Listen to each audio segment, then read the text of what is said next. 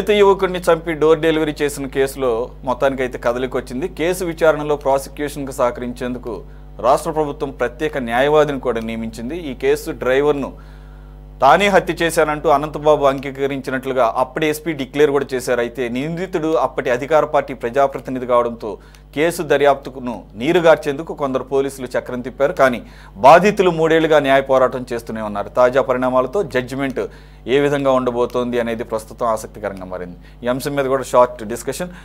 Sir Gafoor గారు, ఇది అనంతబాబు సుబ్రహ్మణ్యం అనే అతని టెక్కీ ఒప్పందం అన్నారు కదా, సోషల్ మీడియాలో ఒక వార్త వచ్చిందండి. అమెరికాలో ఏ జడ్జి అయితే టెక్కీ దాని మీద అదానికి వారెంట్ ఇష్యూ చేశాడో ఆ judge he was compelled to resign.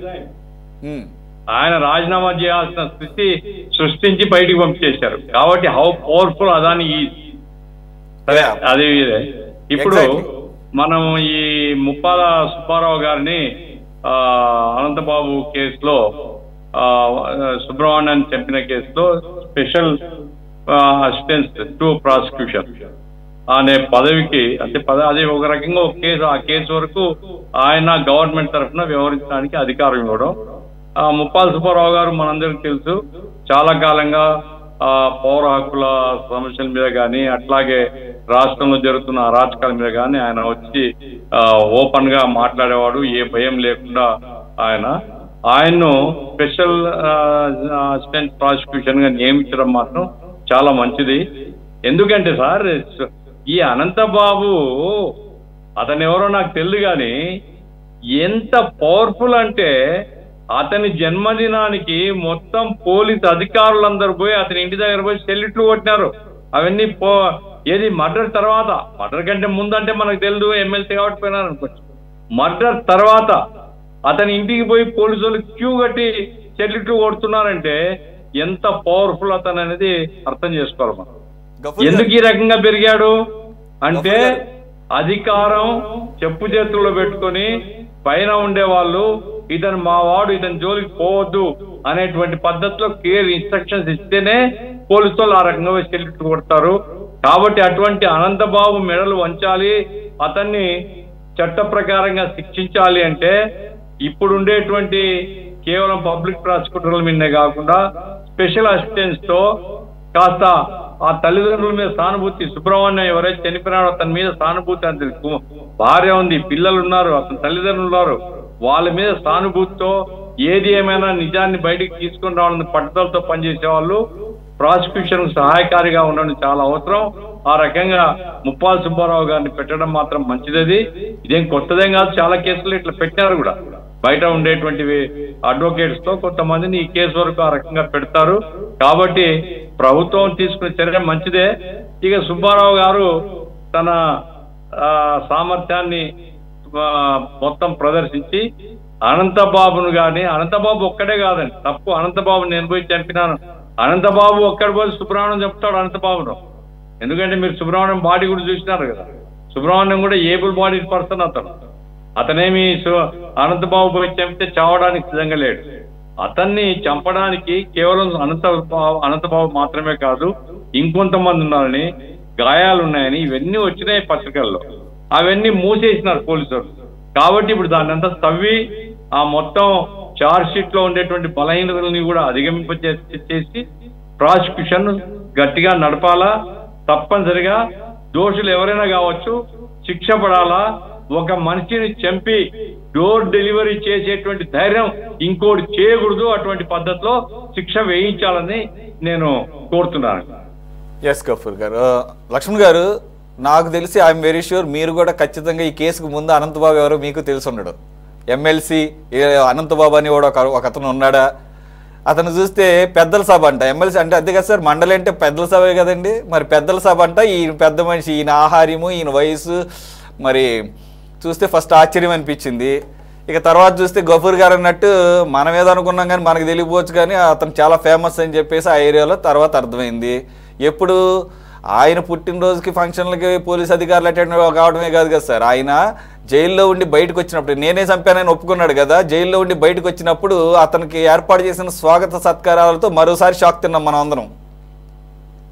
ఏది వైసీపీ ఏమాత్రం కూడా సిగ్గుపడకుండా ఓన్ చేసుకొని అతను ఎస్ చంపాడు, లోపలికి వెళ్ళాడు, ఒప్పుకున్నాడు, బయటకు వచ్చాడు. కానీ సార్ పోలీసులు సరైనటువంటి టెక్నికల్ ఎవిడెన్స్ ఇవన్నీ ప్రొడ్యూస్ చేయకుండా అక్కడ ఉన్నటువంటి అతను ఎవరెవరికి ఫోన్ చేశాడు, ఆ ఇన్సిడెంట్కి ముందు కానీ తర్వాత కానీ అసలు సెల్ టవర్ లొకేషను లేకపోతే గూగుల్ టేక్అవుట్ ఇటువంటి టెక్నికల్ ఎవిడెన్స్ ఏది సబ్మిట్ చేయకుండా కావాలని నీరు గార్చారు. అది కూడా చాలా టైం తీసుకొని ఛార్జ్ షీట్ వేసినప్పుడు ఆటోమేటిక్గా బెయిల్ మంజూరు అవుతుంది. కాబట్టి బెయిల్ వచ్చేటట్లుగా ఇండైరెక్ట్గా పోలీసులు సహకరించారు అనేది ఇప్పుడు పోలీసుల మీద వస్తున్నటువంటి అభియోగం.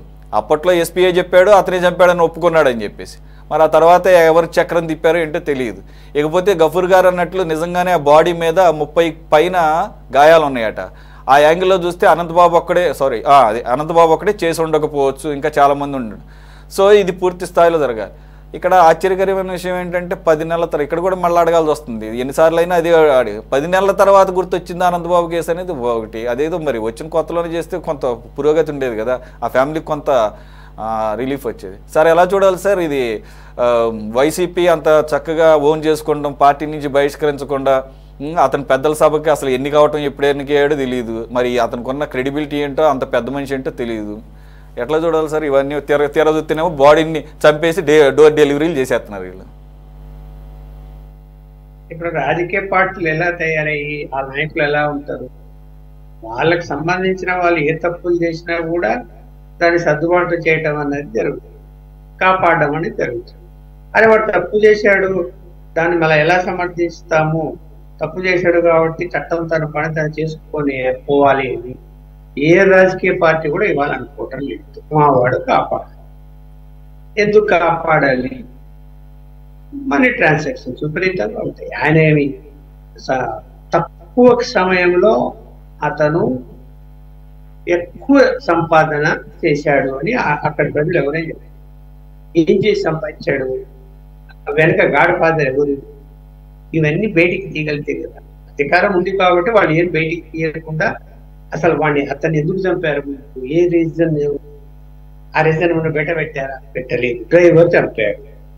మీరు అన్నట్టు అతని ఒంటి మీద అనేక గాయాలు, 36-40 ఎన్నో గాయాలు ఉన్నాయి.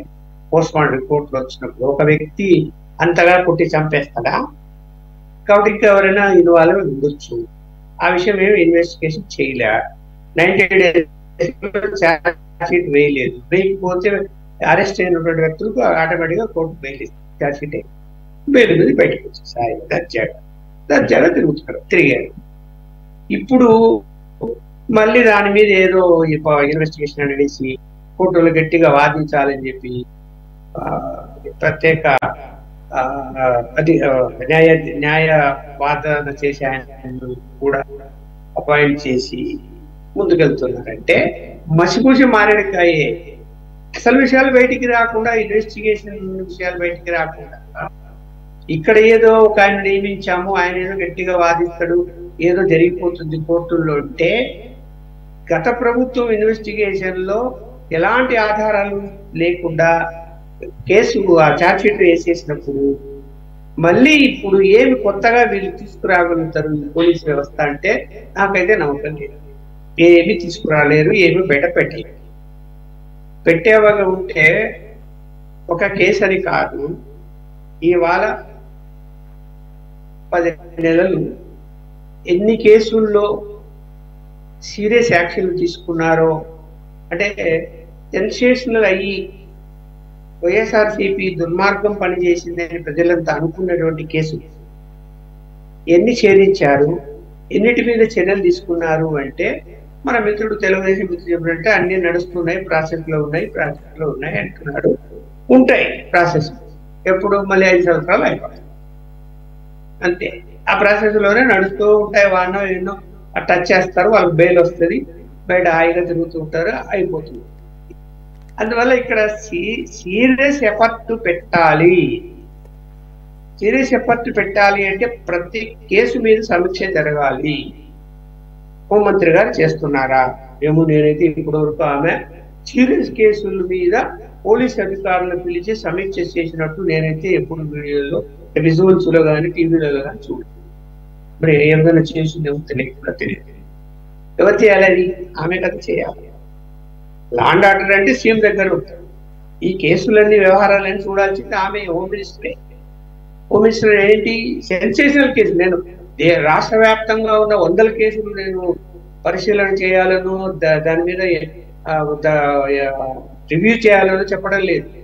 సెన్సేషనల్ అయిన కేసులు ఏవైతే ఉన్నాయో విశాఖపట్నంలో ఆయన విషయంలో కానీ ఇది కానీ ఇంకా కానీ వాటి విషయంలో దర్యాప్తుకు సంబంధించినటువంటి సమీక్ష జరిగిందా, జరుగుతున్నదా, జరిగి అధికారులకు ఇన్స్ట్రక్షన్స్ ఇచ్చి ఇంకా ఇప్పుడు ఏదైనా కేసులో తప్పుడు ఇప్పుడు ఎలా ఉంటుందంటే చంపింది ఒకరు, చంపించింది ఇంకొకరు అయినా కూడా ఇంకొక వ్యక్తి నేనే చంపాను ఒప్పుకుంటే అతని మీద ఛార్జ్ షీట్ ఫైల్ చేసేసి అతన్ని రిమాండ్ పంపించి బెయిల్ వస్తే బెటర్ ఆయన యాక్చువల్గా వారికి సంబంధమే ఉండేది.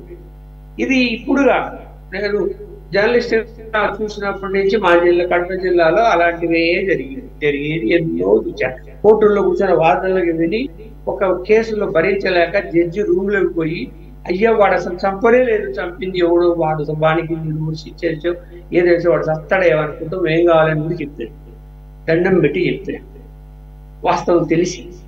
మరి ఎక్కడ పోలీసు వ్యవస్థ రాజకీయ బందీలోకి వెళ్ళిపోయింది తప్ప స్వతంత్రత లేదు, నీతి నియమాలు లేవు. మరి వాళ్ళకి వెళ్తా పోలీసులకి చంపలేదని తెలుసు, వాళ్ళకు తెలిసినా కూడా ఏమీ చేయదు. రాజకీయ నాయకులు చెప్పారు, అతన్ని డిమాండ్ పంపించి లోపల పెట్టారు. ఆడ కూడా డ్రైవర్ మీద పెట్టారు. నిజంగా డ్రైవర్ చంపాడా తెలుసని చూద్దాం.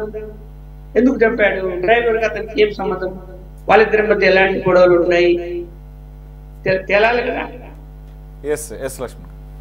అట్లాంటివి అనేక విషయాలు ఉన్నాయి, అనేక హత్యల్లో అలాంటి విషయాలే ఉన్నాయి.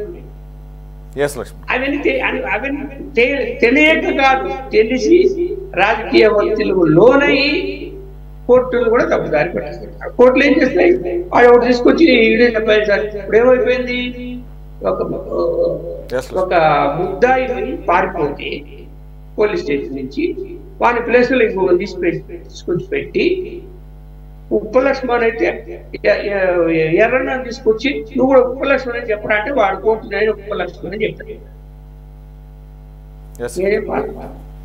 నేను చెల్లెము ఎవరైనా నీ పేరు ఏ ఊరు అంటే వాడు ఏడు చెప్తా. మళ్ళీ నేను పోయి ఎస్పీ చెప్తూ వాడిని పంపించేసి పాపం మళ్ళీ ఆడకుండా పారిపోయి కొట్టుకునే ప్రయత్నం చేసి ఉంటాయి పోలీసు వ్యవహారాలు.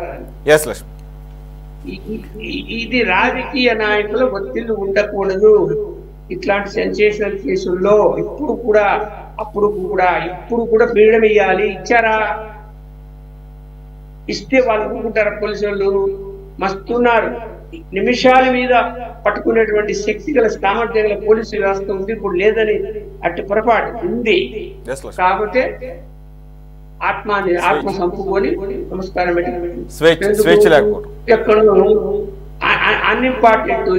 ఇంపార్టెంట్ పోస్ట్ లో పట్టుకుంటారు కాబట్టి వేధిస్తారు కాబట్టి చెప్పినట్టు వినాలి. ఐపీఎస్ అంటే ఐఏఎస్.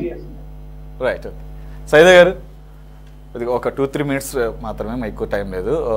ఇది యాక్చువల్గా అతని దగ్గర పనిచేసే ఒక దళిత యువకుడు చంపడమే కాదు, డోర్ డెలివరీ చేసి తెల్లవారుజామున వాళ్ళ తల్లిదండ్రులకి మీరు మీ ఊరు ఎక్కడో చెప్పండి అక్కడే తీసుకెళ్తాం, లేదా మీరు వెంటనే ఇక్కడి నుంచి వెళ్ళిపోండి అని చెప్పేసి మనం ఆ రోజు ఇవన్నీ చూసి షాక్ తిన్నాం. ఇతనెవరు ఎమ్మెల్సీ అంటున్నారు ఏంటి, ఈ మర్డర్ ఏంటి, ఈ ఎమ్మెల్సీని మనం ఎప్పుడు చూడలేదేంటి, ఇతను కూడా వైసీపీలో. ఆ తర్వాత కూడా ఏం డిజైన్ చేసుకోవాలి. అదే కాదు, గోరంట్ల మాధవ్ ఏంటి ఎంపీగా ఉండి మరి ఆ రకంగా దిశమాలతో వీడియోలు బయటకు వస్తే అప్పుడు కూడా వైసీపీ నిస్సిగ్గుగా వెనకేసుకొచ్చింది. అదేమంటే మార్పుడు వీడియోస్ చేశారని చెప్పేసి. కాబట్టి పెద్ద ఆశ్చర్యం అనిపించలేదు ఇతని విషయంలో కూడా. జనరల్గా ఏంటంటే ముందస్తుగా సరే అది కమిటెడ్గా చేశారా లేదా పక్కన పెడితే, టీడీపీ వాళ్ళు మొన్న కిరణ్ అన్న అతను సోషల్ మీడియాలో ఈ రకంగా భారతి గారిని కామెంట్ చేస్తే వెంటనే సస్పెండ్ చేశారు, పోలీసులు కూడా అరెస్ట్ చేశారు. అలాగే అంతకుముందు గుర్తులేదు కానీ తిరుపతికి సంబంధించినటువంటి ఎమ్మెల్యే అనుకుంటా, అతను కూడా వైసీపీ నుంచి వచ్చి టీడీపీలో జాయిన్ అయినటువంటి వ్యక్తి, ఒక మహిళను వేధించాడని చెప్పేసి అతను కూడా పార్టీ నుంచి ఇమీడియట్గా సస్పెండ్ చేశారు. కనీసంగా మనస్ఫూర్తిగా కాకపోయినా అరే జనాలు ఏమన్నా అనుకుంటారని చెప్పేసి పార్టీలు డిజోన్ చేసుకోవాలి. గతంలో అయితే మినిస్టర్స్ ఏమైనా ఆరోపణలు వస్తే ఇమీడియట్గా రిజైన్ చేసేవాళ్ళు, ఎక్కడ ఇన్ఫ్లుయెన్స్ చేస్తారని చెప్పేసి ఒక అపప్రద మొయ్యాల్సి వస్తుందని చెప్పేసి. ఇప్పుడు అసలు సిగ్గు శరాలన్నీ వదిలేసినట్టున్నారు. ఎక్కడైనా అంతే, చంపినా అంతే, రేపులు చేసినా అంతే, వేధించినా అంతే, వేల కోట్ల రూపాయల ఆరోపణలు వచ్చినా అంతే. దేశవ్యాప్తంగా అట్లాగే తయారన్నట్టుంది. సో ఓవరాల్గా ఎలా చూడాలి సార్? ఇప్పటికైనా కానీ ఆ దళిత యువకుడి కుటుంబానికి న్యాయం జరిగే అవకాశం కనబడుతుందా ఈ ప్రత్యేకమైనటువంటి స్పెషల్ ప్రాసిక్యూటర్ అసిస్టెన్స్ని కూడా ఇవ్వటం ద్వారా? సురేష్ గారు, కాకినాడ చెందినటువంటి డ్రైవర్ సుబ్రహ్మణ్యం, వివి సుబ్రహ్మణ్యం అనేటువంటి ఒక దళిత యువకుడు హత్య జరిగి రేపు మే 19 నాటికి కరెక్ట్గా 3 సంవత్సరాలు కావచ్చు.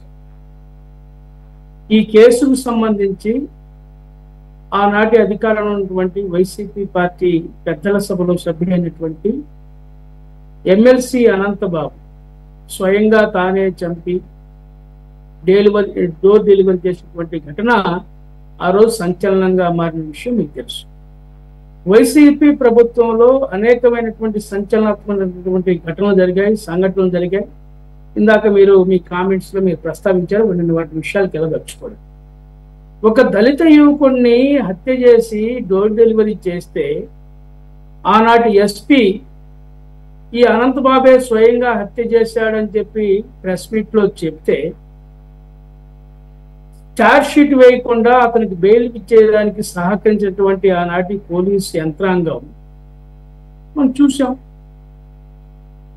అలాగే మళ్ళీ కోర్టు మొట్టికాయలు వేస్తే ఈ యొక్క అసంబద్ధంగా ఉంది ఛార్జ్ షీట్, పూర్తి వివరాలతో మరి పెట్టమంటే ఈ యొక్క హత్య చేసినప్పుడు ఒక సుబ్రహ్మణ్యంతో పాటు, సుబ్రహ్మణ్యం హత్య జరిగినప్పుడు అనంతబాబుతో పాటు అనంతబాబు గన్మ్యాన్ కానివ్వండి, అలాగే తన తోటి సహచరులు కానివ్వండి, ఎవరెవరు ఉన్నారు, ఏంది, ఈ హత్య జరిగిన తర్వాత ఎవరెవరితోటి ఇతను ఫోన్లో మాట్లాడాడు, కాల్ డేటా ఏంది, ఈ గూగుల్ టేక్ ఓవర్ చేశారా లేదా, ఈ టెక్నికల్ సంబంధించినటువంటి ఈ ఎవిడెన్సెస్ ఏమేమి ఉన్నాయి, ఇవన్నీ కూడా వాస్తవంగా ఆ రోజు పోలీసులు ఆ ఇన్వెస్టిగేషన్ టీం పరిశీలించాలా. దాని ప్రకారం ఈ యొక్క హత్యకు సంబంధించినటువంటి ఎవిడెన్స్ అన్ని కూడా మరి సేకరించి ఛార్జ్ షీట్ లో నమోదు చేయాల్సినటువంటి అవసరం. అలాంటి ఏమి చేయకుండా అతనికి బెయిల్ వచ్చే విధంగా సహకరించినటువంటి ఆనాటి పోలీసుల మీద ప్రభుత్వం చర్యలు తీసుకోవాల్సిన అవసరం. ఎందుకంటే యాజ్ పర్ రికార్డ్ మనకు అర్థమవుతూ ఉంటాయి ఏ విధంగా ల్యాబ్స్ జరిగినాయి, ఇన్వెస్టిగేషన్ లో ఏ విధంగా లోపం జరిగింది ఇవన్నీ. ఎందుకంటే ఇన్వెస్టిగేషన్ ఆఫీసర్ తెలుసు కాబట్టి వీళ్ళందరి మీద ప్రభుత్వం వెంటనే చర్యలు తీసుకోవాలి. వాళ్ళు కూడా దోషులుగా కోర్టులో నిలబెట్టాల్సిన అవసరం ఉంది. ఎందుకంటే పెద్దోడికి ఒక న్యాయం, చిన్నోడికి ఒక న్యాయం. పాపం మనం చూసాం కోడికత్తి సీను.